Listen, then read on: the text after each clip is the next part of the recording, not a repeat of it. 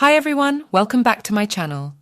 Today I am going to show you how to temporarily deactivate your Instagram account. So let's get started. Now open up your Instagram app, then click on your profile pic at the bottom right-hand corner.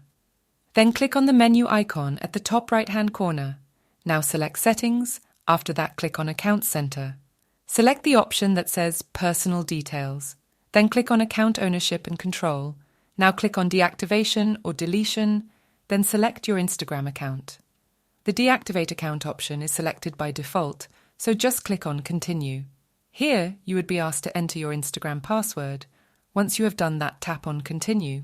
Now you have to select any reason why you are deactivating your account. I would choose Just Need a Break. After you have done that, scroll down and tap on Continue. Finally, you just need to confirm the temporary deactivation by clicking on where it says Deactivate Account. And that's it. Now, whenever you want to restore your account, all you need to do is just go to the Instagram app and log back into your account, and that will automatically reactivate your account. Hope this video helped. If you have any questions, feel free to leave a comment below.